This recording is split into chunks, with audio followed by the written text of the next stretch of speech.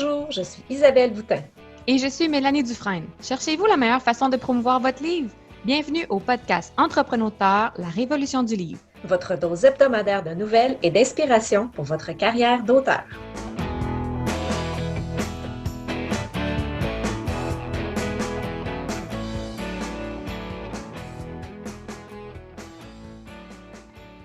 Bienvenue à l'épisode 8. Bonjour Isabelle.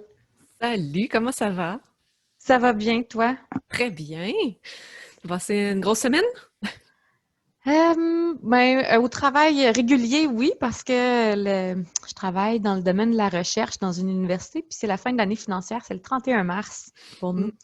Donc là, c'est ça. Les journées sont très, très remplies, fait que ça laisse un peu moins de place pour pas l'écriture en elle-même, là, mais plus peut-être tout ce qui entoure l'écriture, là. Donc, mais comme je disais la semaine passée, moi, je suis mon attention est 100% sur mon écriture en ce moment, donc ça tombe juste bien que j'aie aucune autre tâche connexe sur laquelle me concentrer. Et toi? Excellent. Ici, c'est la semaine de relâche, donc c'est une semaine différente des autres semaines parce que les enfants sont à la maison, mais aussi que parce qu'on a eu une mauvaise nouvelle qu'on doit passer un dépistage de COVID de mon enfant parce qu'il y a des cas à son école. Donc, ça bouleverse un petit peu la routine habituelle.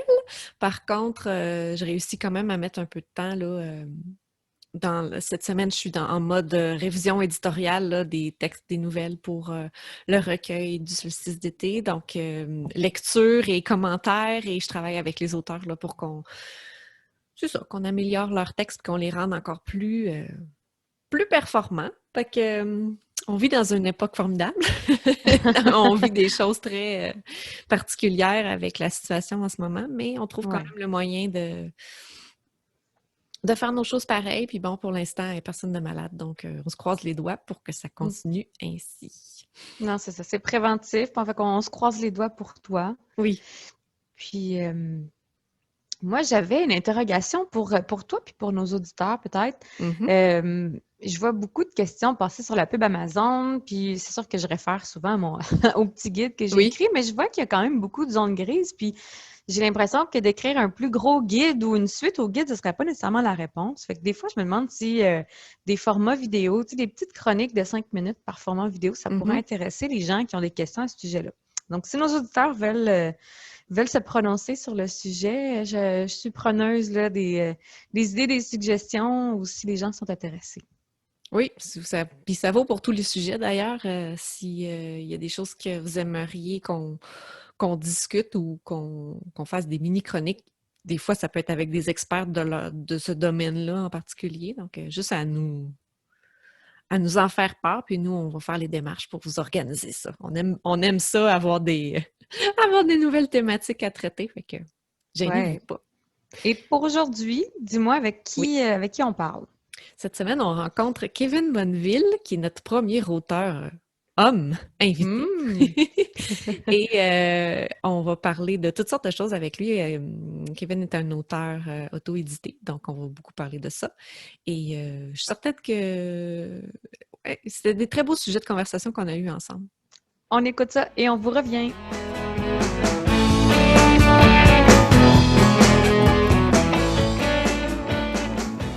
Aujourd'hui, j'ai le bonheur de recevoir avec moi Kevin Bonneville, qui est nouvellement auteur publié. Kevin, bonjour, bienvenue. Bonjour Isabelle, merci. Ça va bien? Ça va très bien. Super. Écoute, je disais nouvellement publié parce que je pense que tu viens d'avoir les livres papier de ton premier livre. Est-ce que je me trompe? Non, pas du tout. Le lancement officiel était le 1er février et j'ai reçu les formats papier 3 jours avant, je pense. Donc, c'est tout nouveau, tout beau. C'est tout nouveau, tout beau. Ben justement, parle-nous un peu de toi, parle-nous un peu de ton livre. Quel genre de livre t'écris? C'est des romans. Oui. C'est quel genre de livre? Ben, celui-là, c'est un mélange de psychologie et peut-être policier. Ben, le genre de policier est très large. Ça dépend peut-être qu'il y a des policiers. Là. Oui. Mais c'est surtout psychologie parce qu'on suit l'évolution psychologique du personnage principal qui est Audrey. OK. qui est une jeune tueuse à gages. Et c'est comment est-ce qu'on est venu à devenir ça? Et comment et va-t-elle s'en sortir? Va-t-elle quitter ce milieu? Va-t-elle rester? C'est plein. Et comment est-ce qu'elle vit sa vie personnelle par rapport à tout ça, par rapport à son passé? Et c'est très complexe, mais facile à lire quand OK. même. C'est bon. Je veux dire, il y a beaucoup, il y a beaucoup d'éléments qui arrivent, il y a beaucoup de choses qui fait en sorte que je pourrais en parler tout plein parce que ça fait ça fait des années que le personnage a été créé, OK. mais que ça fait juste 1 an que j'ai décidé de le mettre en livre. OK. Donc, le projet Ouais. te trottait dans la tête, mais tu t'es mis à l'écriture dans la dernière année, c'est ça? Oui, je m'explique. C'est parce que avant de me lancer dans le monde de l'écriture, j'étais dans le monde du cinéma et de la télévision. Mhm. Et Audrey était un personnage de série à la base. Et elle a pris vie en mieux avec des scénarios. Alors, c'est comme ça, comme à peu près tous mes prochains projets aussi étaient à la base des scénarios. Mais le monde du cinéma, et surtout au Québec, est un petit peu euh, fermé pour rester poli. Mhm. Et surtout avec la pandémie, ce qui se passe, c'est pas plus facile de faire du cinéma indépendant ou des séries indépendantes. Ouais, c'est pas le meilleur moment pour se lancer dans des grands tournages Non, avec plein de gens, là. ouais, non, c'est ça, surtout surtout avec les règles d'éloignement et tout ça, là. Mhm. C'est pas évident. Et Audrey, c'est quand on filme, faut qu'il y ait de l'action, faut qu'il y ait des combats chorégraphiés.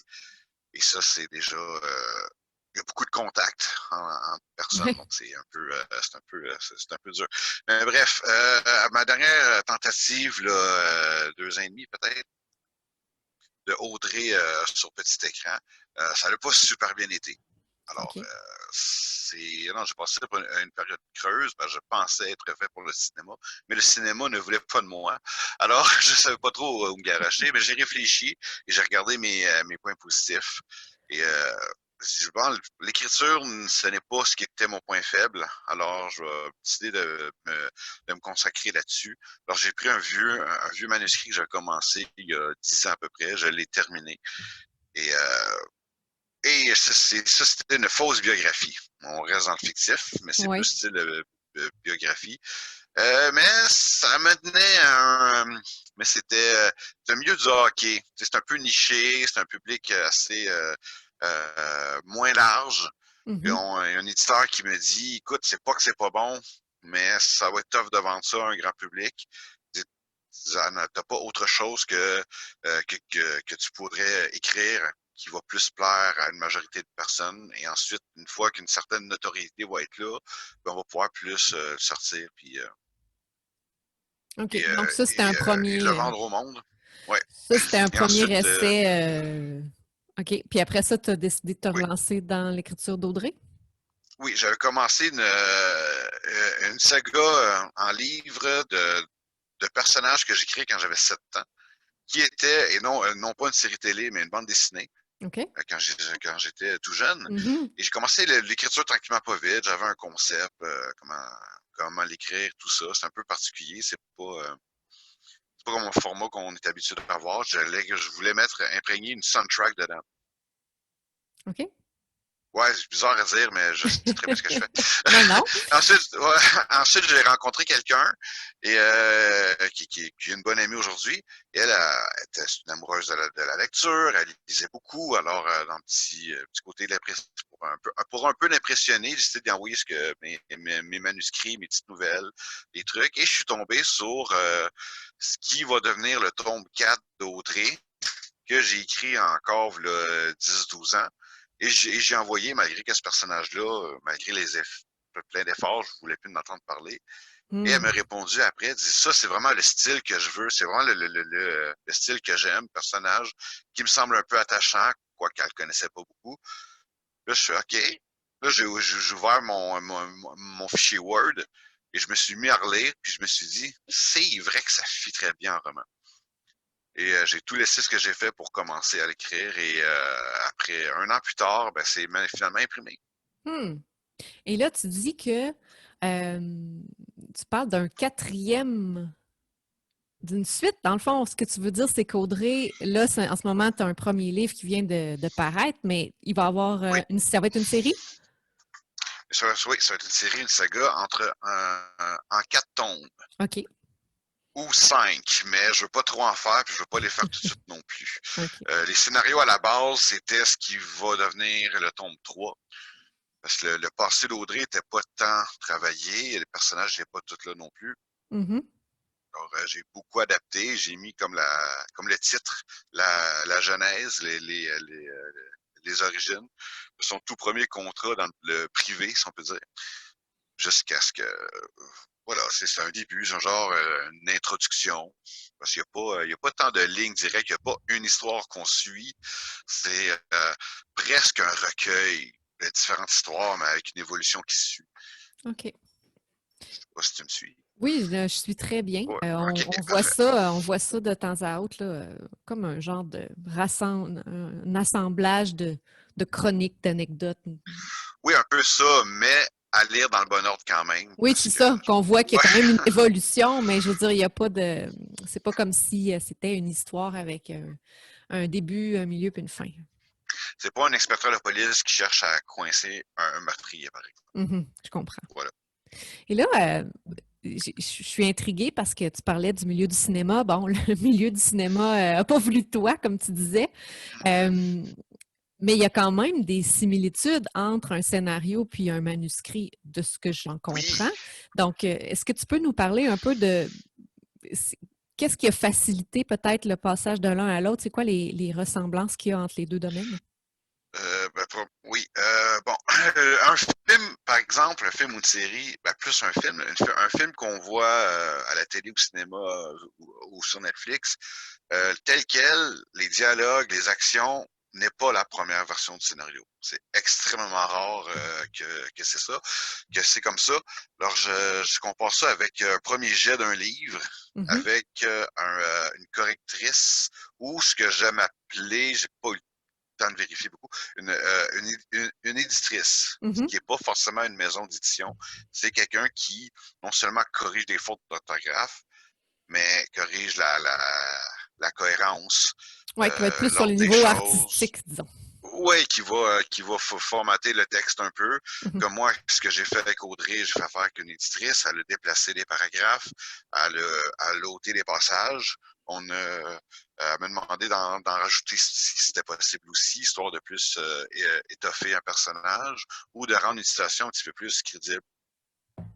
Euh, par exemple, mais surtout des moments où qu'elle m'a demandé d'effacer pour raison X, Y. Et oui, finalement, elle avait raison. Et c'est comme quand on écrit un scénario et qu'on propose à un producteur ou un réalisateur. Le réalisateur va le faire comme lui, il voit. Il va racheter des textes, il va racheter des scènes, probablement Mm. en enlever aussi. Et ensuite, ça passe dans les mains d'un producteur qui, lui, d'après le budget et sa vision d'un bon film, va changer les différentes affaires aussi.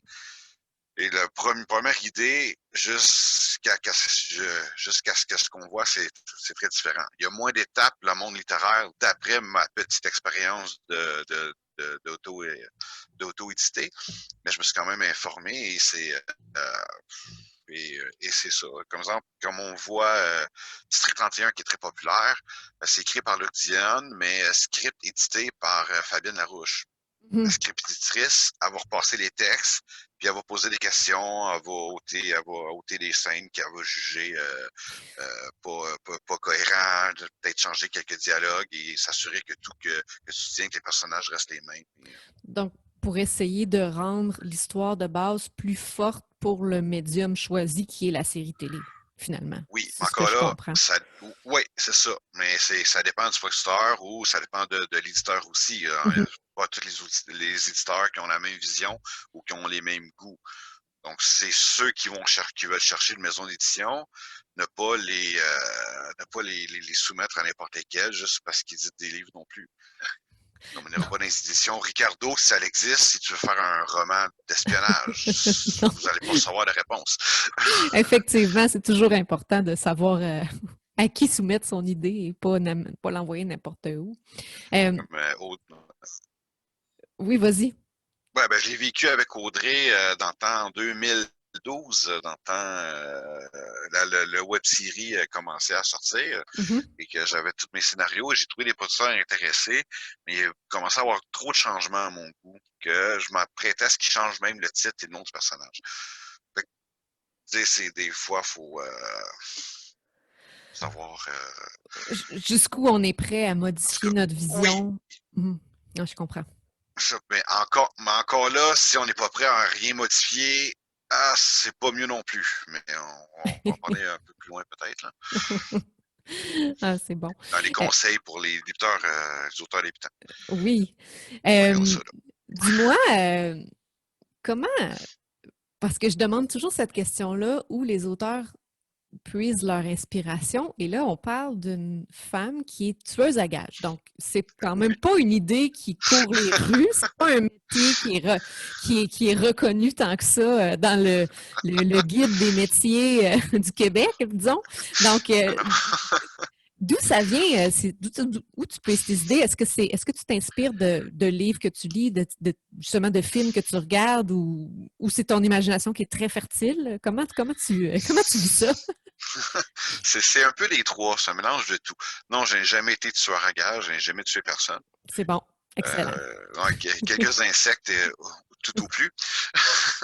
Mais non, c'est un déclic, un déclenchement. C'est souvent les films, parce que malgré que je n'ai plus de temps à faire de cinéma, je suis quand même très passionné de cet art. Et c'est un peu tout ça. Bon, tant qu'à parler d'Audrey, on va en discuter. J'ai eu l'idée du personnage en sortant du film Collatéral. Okay. De Michael, un film américain de Michael Mann avec Jamie Foxx puis Tom Cruise, dans lequel Tom Cruise joue un tueur à gages. Et toute une performance. Pour vrai, le personnage, je l'ai trouvé plus intéressant que Jamie Foxx, même si Tom Cruise joue le méchant. Mais tu sais, c'est un peu qu'est-ce qu'il dit. Fait que ça a commencé comme ça, mélangé avec un peu de critique sociale, de mon point de vue, bien sûr. À l'époque, aujourd'hui, ce l'est plus tant. J'ai quand même quasiment 15 ans de plus. Et c'est un peu tout ça, un peu qu'est-ce que moi j'ai vécu.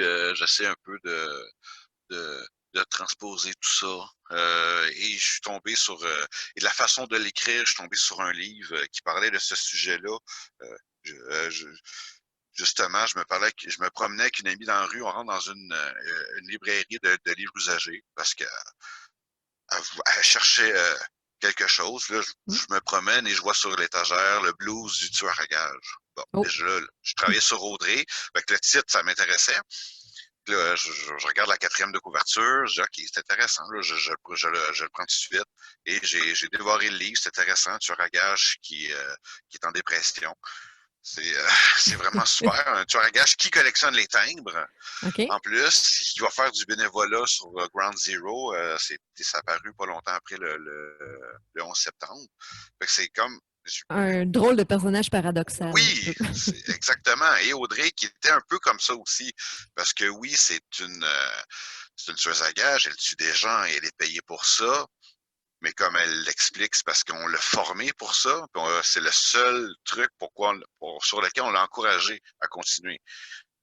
C'est à peu près la seule affaire qu'elle a vécue, due parce qu'elle n'a pas une vie familiale très, très réjouissante.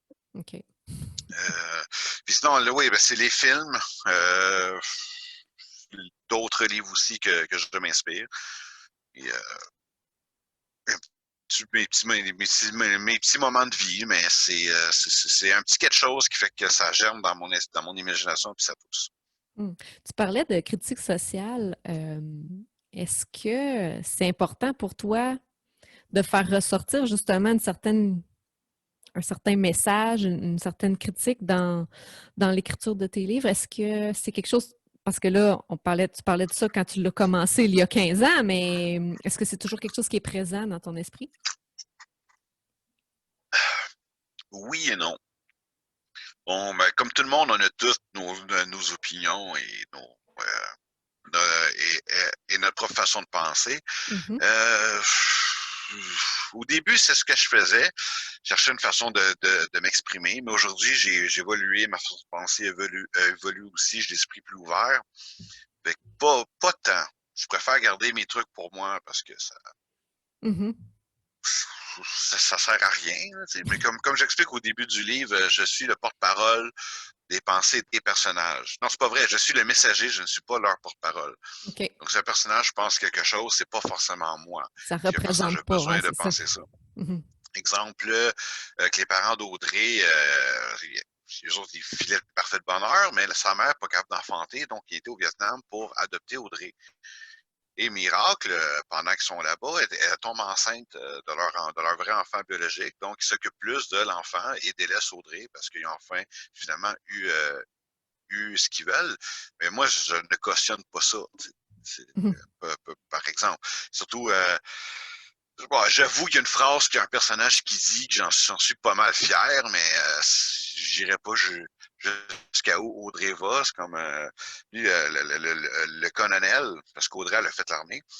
Il dit je crois beaucoup au karma, mais des fois, le karma a besoin d'un coup de main. C'est un peu comment il excuse le fait qu'Audrey va tuer des gens. Et moi, j'ai Mhm. trouvé ça très, très drôle, mais j'irai pas jusque-là. Tu sais, j'irai pas faire je suis pas militant, je suis pas de ce genre-là. J'ai mes principes, mais je vais C'est bon. On est capable de pas faire la part forcer. des choses entre les Oui, oui, personnages et l'auteur. ça reste de la fiction, là, Oui, tout à c'est fait. tout, là. Là, parlons un peu d'édition. Là, tu en as glissé un mot tantôt, comme Oui. de quoi que ce livre-là était auto-édité. Tu as eu de l'aide d'une éditrice qui t'a aidé à retoucher le texte pour le rendre un peu plus puissant, si on veut. Mm. Est-ce qu'il y a une raison pour laquelle tu as choisi de t'auto-éditer? Oui, c'était pas mon plan initial du tout. En fait, j'ignorais un peu que ça existait, Mhm. l'auto-édition. C'est quand j'ai discuté avec un de mes amis que lui, il était à la veille de sortir son roman aussi, qui a auto-édité. Et c'est lui qui m'a parlé de la méthode, de comment que ça existait, qu'on pouvait le faire. Il m'a parlé de sa méthode à lui. Et ça m'a fait beaucoup réfléchir. Alors, j'ai décidé d'aller plus loin, voir combien de personnes se font auto-éditer et comment ça fonctionne. Ça a un certain succès.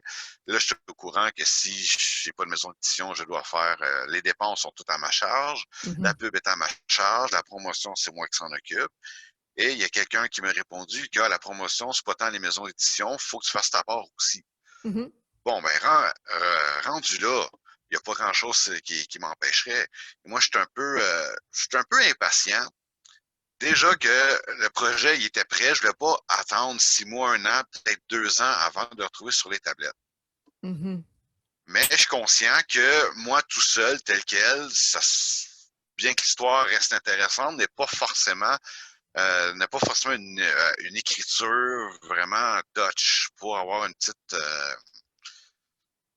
côté pro, si on veut. Alors, la personne à qui j'ai affaire, on me l'a référé au départ, elle n'était là que pour corriger mes fautes. Mhm. Mais là, elle a commencé à poser des questions, puis elle parlait des chapitres et tout ça. Elle dit, ça te dérange-tu que je retouche quelques phrases, que je change des tournures, tu sais, et que je change des verbes aussi, parce que les AV étaient, c'est trop facile à écrire. OK, vas-y, il n'y a pas de problème. Là, jase, elle pose des questions, là, j'y réponds, elle renvoie, puis j'ai commencé à lire le début de sa correction. Je me suis rendu compte que il est prêt. Le livre est prêt. Fait que pourquoi j'irais dans une maison d'édition si j'ai tous les outils pour le faire moi-même? Je suis pas contre les maisons d'édition, mais celui-là était prêt, je voulais plus attendre. Mhm. C'était là. Alors, j'ai fouillé des documents, des livres pour m'aider, dont le sien. Oui, Oui, ou l'auto-édition, oui, non, peut-être, quelque chose comme ça, oui. Le qui m'a titre est beaucoup... trop long, je le sais. Ah, ben, non, ben, trop long, non, c'est juste, je suis pas sûr dans quel ordre les Non, mots. c'est ça. Je Je fais des blagues. je l'ai pas avec moi en ce moment. Puis, je suis OK, ben, c'est intéressant, Bon, c'est clair, ça va au point. C'est parfait. Et j'ai aussi trouvé un autre ouvrage de Dominique Bellavance Oui. sur les comment bien vendre son livre en 100 trucs, qui m'a énormément aidé, beaucoup, à faire le marketing de son propre livre. C'est un ouvrage que je recommande d'ailleurs. Et je me dis, bon, je suis capable, j'ai un peu le sens de entrepreneur pour avoir vendu mes projets de cinéma et tout ça. Et entre autres choses, avant ça, je faisais des sites web début 2000. Alors, j'ai tout ça et je me suis dit, bon, gars, j'essaye, je suis bien entouré, j'ai une éditrice superbe, j'ai une graphiste pour mon cover aussi, et ça donne extrêmement bien. Et elle aussi, j'ai beaucoup de discussions, beaucoup d'essais-erreurs, et c'est loin d'être mon plan initial. Oui. Mais ça, j'avais tous les outils, j'avais toutes les personnes. Je me dis, bon, c'est mon premier, je m'essaye, et on va voir ce que ça va donner. Parfait. C'est justement là que je voulais en venir, le fameux marketing. Là, bon, le livre est écrit, le livre est révisé, le livre est imprimé, mais maintenant, il faut le vendre, ce livre-là. Là, toi, tu viens juste de faire ton lancement, donc c'est encore chaud. Ouais. c'est encore chaud. Fait que, parle-nous de ça, là. Comment tu as organisé ça? Est-ce que tu avais un plan précis de comment tu voyais ton lancement en ces temps de COVID, de lancement virtuel? Est-ce que tu as mis des outils de promotion en place pour tes tout débuts? Parle-nous de ça. Oui, j'ai commencé par une page Facebook. Oui. Ensuite, j'ai fait ma propre page web. J'en faisais à l'époque, mais je connais en HTML. Fait que j'étais vraiment loin de ce qui se faisait aujourd'hui. Et j'ai modifié mon compte Instagram aussi. Okay. Et j'ai suivi les conseils de Dominique Bellavance. J'étais un dévoilement par semaine. J'incite le monde à venir s'abonner sur ma page. Et surtout, j'ai un blog que ça fait, à cause du lancement et de la sortie, j'ai pas, ça fait un petit bout que j'ai pas alimenté. Et ben, franchement, ça me manque. Donc, je vais faire ça après notre entrevue. Et c'est ça. Et aussi, il y a de l'espace publicitaire que je prévois acheter sur Facebook, entre autres, et sur Amazon. Et c'est toi qui écris un livre là-dessus, d'ailleurs? C'est Mélanie, ma co-animatrice, Mélanie Dufresne, oui. J'oublie le ben, j'étais pas loin. mais Okay, c'est elle qui l'a écrit. Voyons, le lien est dans les notes de l'épisode 2 sur notre site web. Donc, si jamais tu veux retrouver le titre. Oui, c'est qui passe en entrevue, je me suis. Oui. Parfait. Ben, c'est en plus ce que je vais faire. Et c'est tout ça. Et c'est tranquillement pas vite. Il y a beaucoup de groupes sur Facebook aussi, d'auteurs auto-édités, d'auteurs québécois. Et je compte aussi sur tous ceux qui vont partager. J'ai bien fait une espèce de promotion concours, je sais pas trop. J'ai dit tous ceux qui s'abonnent sur mon site, ils vont pouvoir avoir la chance en primeur d'avoir leur copie dédicacée. OK. Et est-ce que ça fonctionne? Un succès. J'ai été donné à quelqu'un que oui, ça a fonctionné. J'ai livré des livres je les ai livrés moi-même en plus. Heureusement, ils n'étaient pas super loin. Et j'ai livré à 2 personnes que je ne connais pas du tout. Alors ça, je prends ça comme un... Oui, ça, c'est encourageant. Comme quelque chose de gagnant. Absolument. Et une vieille camarade de classe que je n'avais jamais parlé depuis l'école, d'ailleurs. Ça fait très longtemps. Alors ça, je suis très content aussi. Et, ça marche bien. Ça a tellement marché que j'ai manqué de copies. Il faut que je refasse une autre commande de réimpression. Ouais, ça, c'est Moi, j'étais sûr que j'allais en avoir de trop. Et j'en manque plus. J'étais obligé de dire à ma soeur, écoute, peux-tu l'acheter sur Amazon parce que je vais manquer de copies? Je dis, ben là, je vais te le signer chez vous. OK, c'est beau. Oui, c'est ça. Ben, je suis vraiment embêté. Il y avait du monde à mon travail qui l'attendait. Puis j'ai expliqué la situation. Je dis, ben, c'est pour une bonne raison. C'est bien correct. On va attendre la deuxième batch. C'est vraiment je positif. pense que ça marche, oui. Pour quelqu'un que personne connaît, je trouve ça très bien. Je vois quand même plus de partages que j'aurais pensé sur mes statuts sur ma page Facebook aussi. Alors, je pense que Dominique a raison avec ses trucs. Ils ont bien marché, mais il donne des conseils aussi.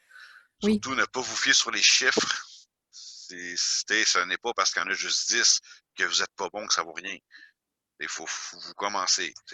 Donnez-vous la chance. Oui, c'est ça. L'important, c'est de commencer, justement, parce que c'est personne ne devient une vedette du jour au lendemain. Là. Ça prend un certain temps avant que... C'est ça, que le travail de promotion, oui, de bouche à oreille et tout ça, que ça se fasse, que ça fasse son travail. Est-ce que tu as d'autres... Vas-y. Surtout avec les moyens qu'on peut avoir. C'est pas tout le monde qui est riche non plus pour se permettre une pancarte sur l'autoroute. Il faut garder ça en tête également. Est-ce que tu as d'autres projets de, justement, bon, on parle des 100 trucs pour promouvoir votre roman. Est-ce que tu as d'autres plans que tu souhaites mettre en place dans les prochaines semaines, prochains mois?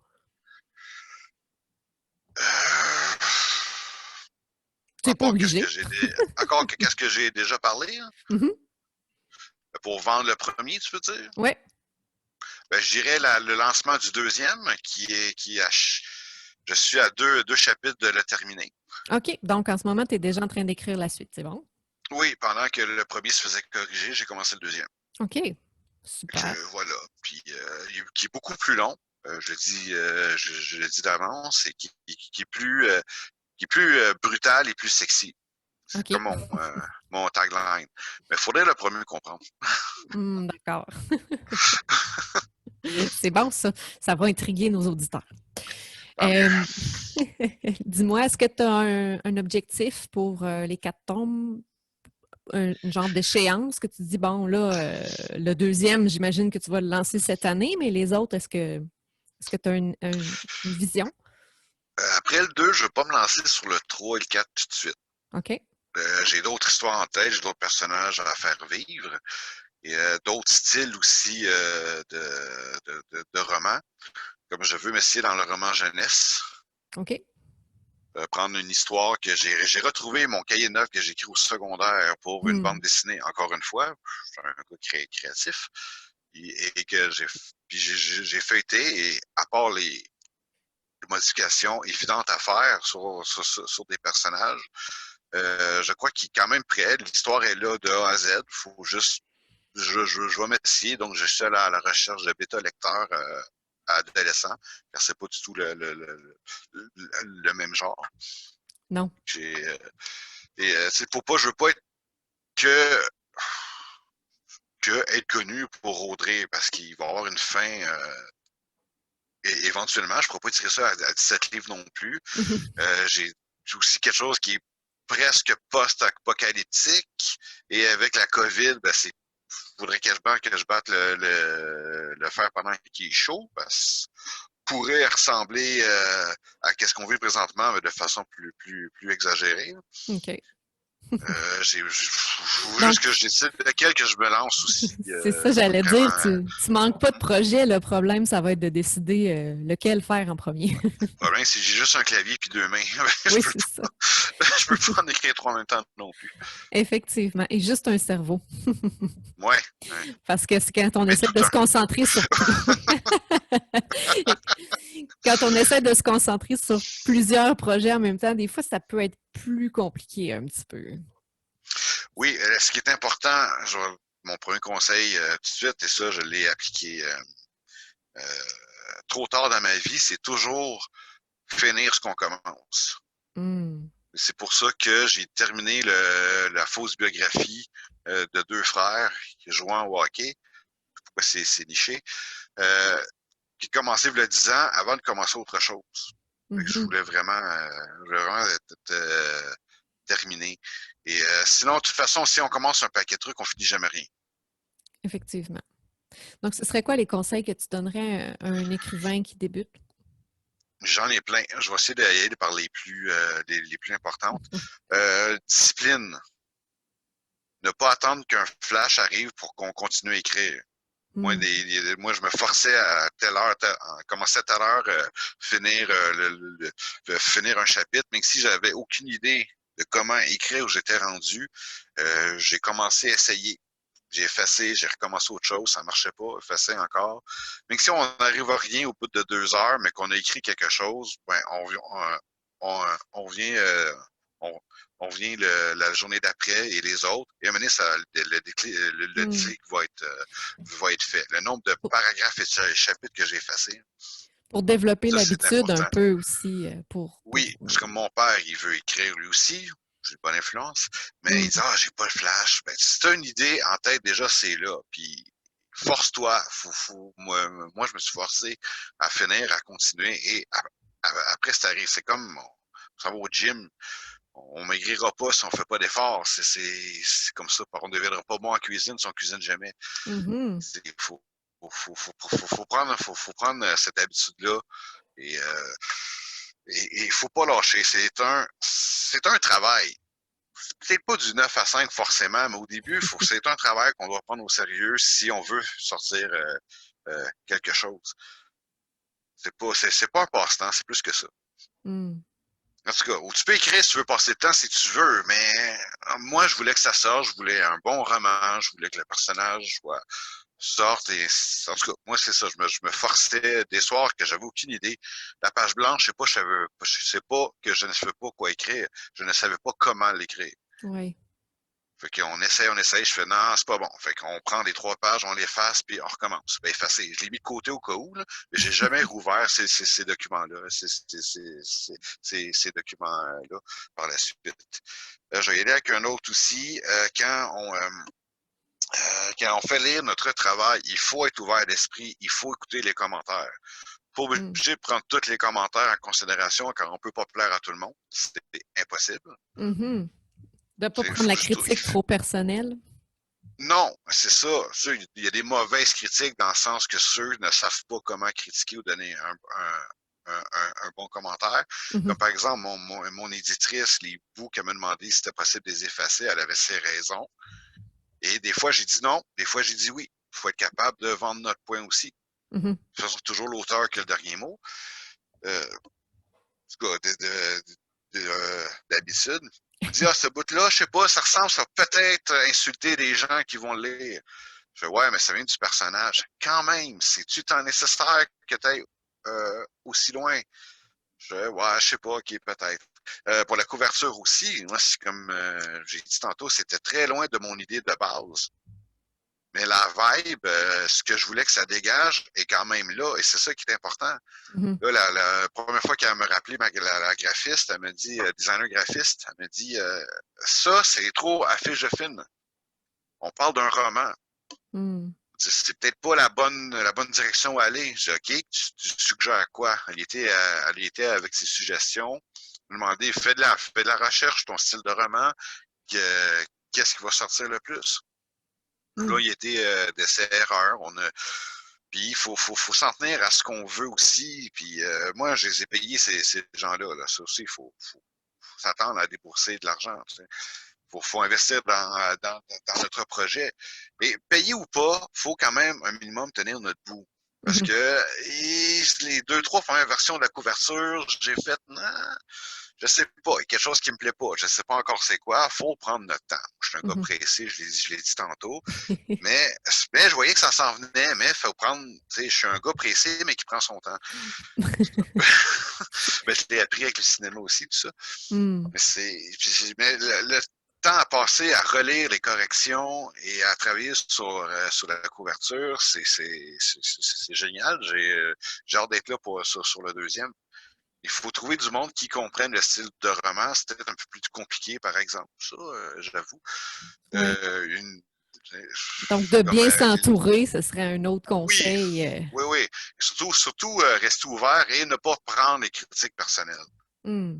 C'est pas parce que je te dis de corriger quelque chose que tu es mauvais en tant que tel. Ouais. Je vais revenir au cinéma. La dernière écriture du film se fait pendant le montage. À quel point il y a des affaires qui changent pendant le montage, surtout sur les longs métrages. C'est comme que je voyais là avec un exemple que je connais bien. Je vais en parler parce que c'est ce qui m'a donné le goût de lire des romans. Il fait qu'aujourd'hui, j'en écris un. C'est le roman Parc Jurassique. J'ai vu le film, j'avais 9 ans. Je suis tombé amoureux du cinéma. Et au secondaire, lecture obligatoire, on allait à la bibliothèque de l'école. Et je vais casser, je vais lire. J'aime pas ça lire, c'est trop long. J'ai mis des BD, c'est moins long. Encore une fois, je suis paresseux. Ou bien je vais arriver à l'histoire, à la fin de l'histoire vite. Je sais pas trop comment on peut appeler ça. Et là, je vois le roman Parc Jurassique. Je dis, ah ben, là, je suis curieux. Je vais voir la différence entre un roman et un film. Et j'ai fait le saut. Oui, hein? Là où je m'attendais pas qu'il y ait autant de... Puis ça, c'est le premier gros roman que j'ai lu et depuis, j'arrête pas. Et quand il y a un film tiré d'un roman, j'essaie le plus possible, d'un film que j'ai aimé, j'essaie le plus possible de trouver le roman, si c'est tiré d'un roman, et de le lire et de comparer les deux.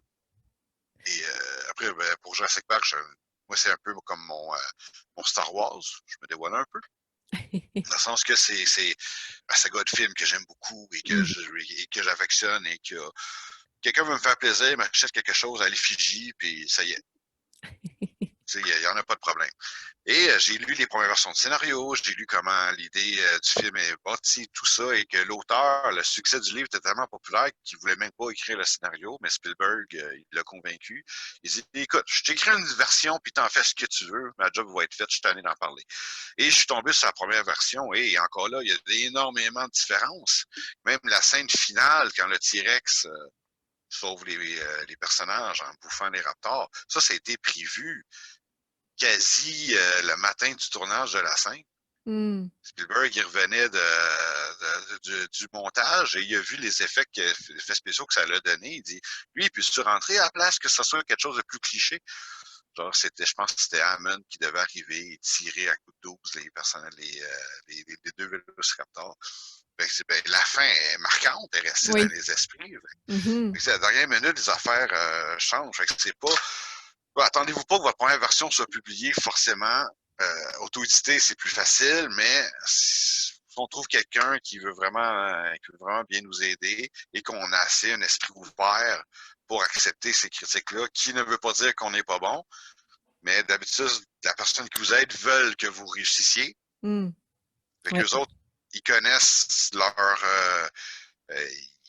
force. Donc, il se fie là-dessus. Ma designer graphique, elle savait ce qu'elle faisait.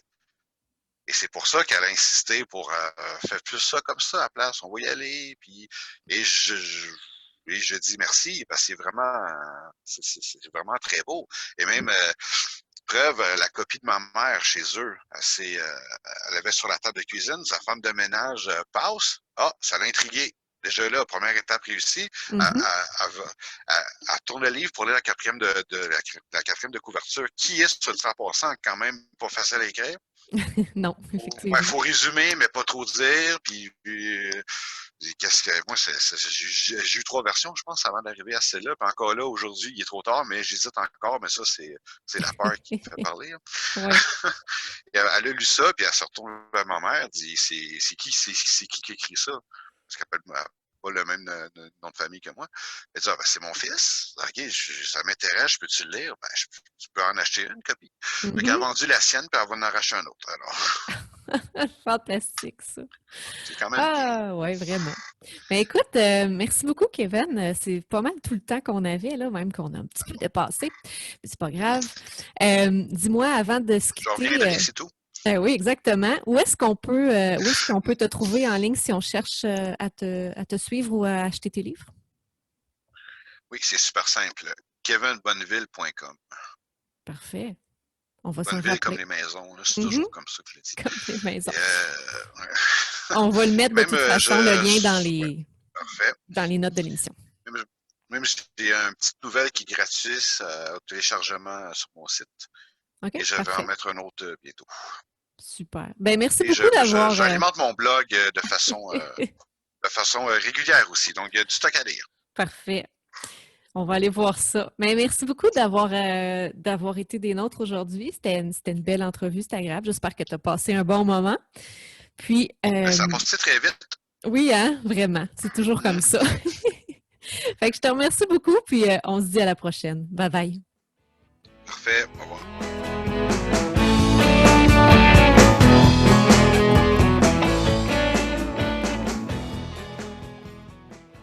Merci à Kevin d'avoir pris le temps de nous parler. C'était vraiment très intéressant. Donc, moi, une des choses que je retiens, c'est qu'il en a reparlé, c'est la collaboration à quel point c'est important. Il faisait référence au milieu du cinéma, donc où est-ce qu'il y a beaucoup de gens qui vont intervenir sur le script, sur le texte, que même au montage, donc les scènes vont être replacées, modifiées, coupées, etc. Donc, que tout ça vient au final donner un produit encore plus fort. Donc, moi, ce que ça me dit, c'est que une bonne histoire ne s'écrit pas en vase clos. Mm-hmm. Non, effectivement. Puis souvent, c'est ça l'erreur qu'on va faire. On n'aura pas. Puis des fois, c'est peut-être de la peur aussi, là. On n'ose pas aller demander des commentaires de d'autres parce qu'on a peur de se sentir peut-être un peu détruit là-dedans. Les critiques, c'est difficile peut-être à accepter au début, mais je pense que d'avoir un œil externe qui peut commenter sur notre roman puis nous expliquer ici, tu vois, c'est pas intéressant.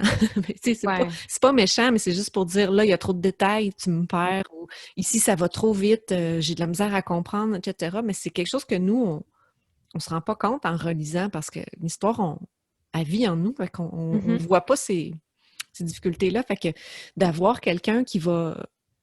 Puis ça peut être autant un professionnel comme... Il parlait de quelqu'un qui est un éditeur qui va venir vraiment comme regarder la puissance du texte, si on veut. Mais ça peut aussi être des lecteurs, des bêta-lecteurs, on en parle souvent, mais eux, ils sont bien placés pour ça.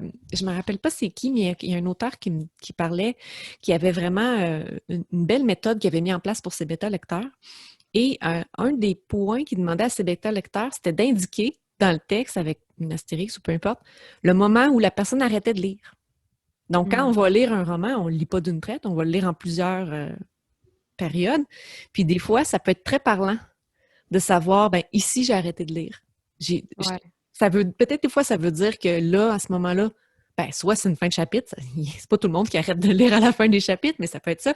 Mais des fois, ça peut vouloir dire que non, ici, j'arrivais plus à me concentrer, c'était rendu plate. Donc, ça peut être En tout cas, je pense que ça peut être une super bonne façon de voir à quel endroit on peut renforcer notre écriture pour la rendre plus intéressante, etc. Oui, des fois aussi ajouter de la variété. Tu vois, moi, c'est mon conjoint qui est très impliqué dans mon processus. Mm-hmm. Puis, on parlait de mon projet en cours, donc de fantaisie épique.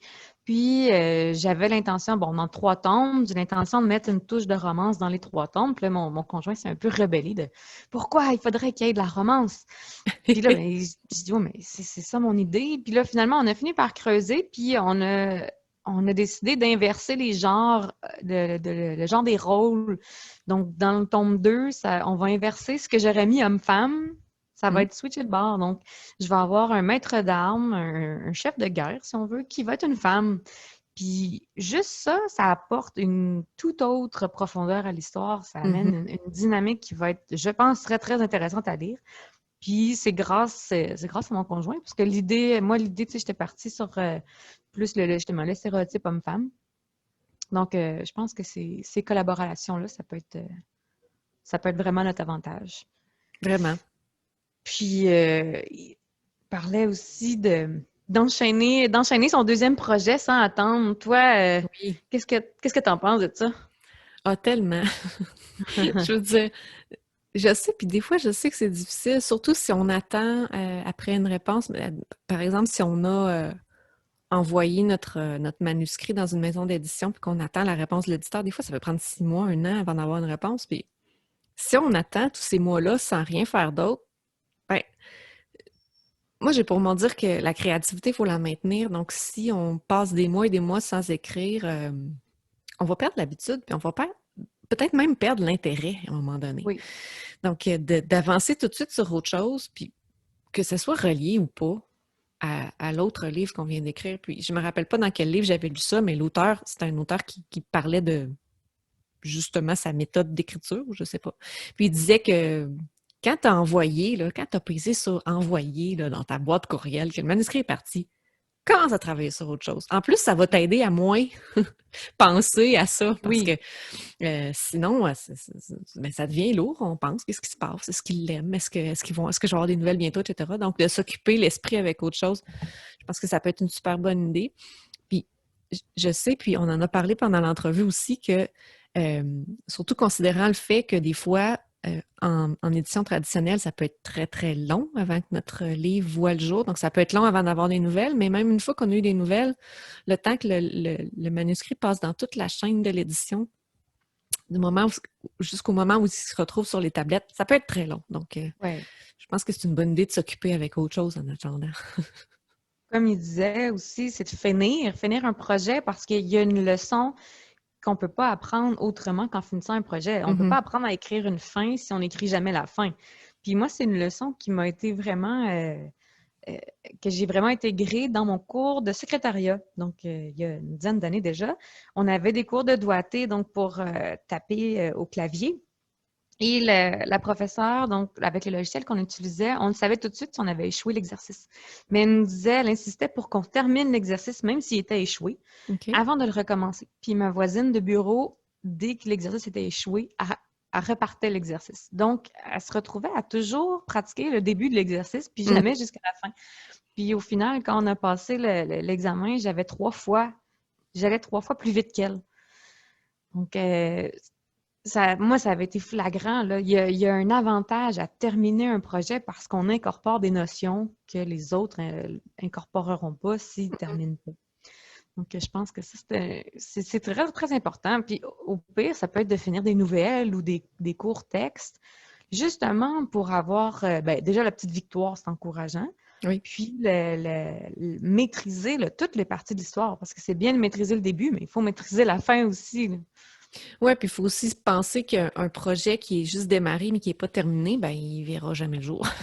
Exact. On peut pas publier un livre non terminé. Donc, puis je pense qu'on ne peut pas non plus analyser si ce qu'on a fait, c'était bon ou pas, si on ne l'a pas mené à terme. Parce que justement, comme tu dis, des fois, le début, ça peut être très bon, mais on peut être très mauvais pour créer des péripéties intéressantes puis un dénouement surprenant. Et l'inverse peut être vrai aussi. On peut être très mauvais pour commencer, mais si on terminait le livre, on se rendrait compte qu'en bout de ligne, on est super bon pour créer un dénouement extraordinaire que les lecteurs vont adorer. Fait que faut vraiment comme faire la roue au complet, je pense. Des très belles leçons dans cette entrevue-là avec Kevin. D'ailleurs, à ce niveau-là, c'est la beauté de l'auto-édition, c'est qu'on a cette flexibilité-là. Quand j'ai écrit Dominus, les retours des chroniqueurs puis des lecteurs-vecteurs ont un peu tardé. Puis j'ai reçu certains commentaires dans les 72 heures qui précèdent la publication. Donc, ceux qui publient sur Amazon le savent, à 72 heures avant la date de parution, on ne peut plus mettre à jour, on ne peut plus téléverser le fichier, là, il est trop tard. Puis, je me suis rendu compte que tout le monde trouvait la fin correcte, mais insatisfaisante. Puis, c'était la fin de la trilogie. Donc, finalement, dans les 3 jours qui ont précédé la parution, j'ai ajouté une scène complète. Donc, là, où est-ce qu'il vraiment, il bouclait la boucle avec le grand vilain de l'histoire. Puis, donc, ceux, évidemment, qui avaient précommandé le livre, malheureusement, ont eu la version où il manquait une scène, donc où c'était simplement satisfaisant. Mais dès que le livre a été en ligne, j'ai pu téléverser de nouveaux fichiers, tout mettre à jour, puis les autres ont tous eu la version où est-ce qu'il y avait la scène ajoutée et modifiée. Donc ça, c'est pas quelque chose qu'on peut faire quand on est édité traditionnellement. Puis c'est pas quelque chose... C'est la beauté de l'impression à la demande. Oui, c'est pas quelque chose qu'on peut faire quand on a imprimé 1000 copies de notre livre, puis que ça s'ajoute mal, quelques pages libres dans un livre relié. Fait que je pense que c'est... tu sais, justement, j'ai appris quelque chose d'avoir écrit la fin de ce livre-là puis d'avoir eu tous les retours des chroniqueurs. Tu sais, en soi, c'était une bonne leçon à apprendre. Fait que j'espère ne pas avoir à le refaire, mais la leçon était là. Il faut satisfaire nos lecteurs. Ah ouais, c'était une excellente entrevue, une excellente rencontre pour ma part. J'espère que vous avez aimé ça également. Et c'est déjà tout pour cette semaine. Alors, on se revoit la semaine prochaine. Et d'ici là, on vous souhaite une belle semaine en écriture. À bientôt! Bye!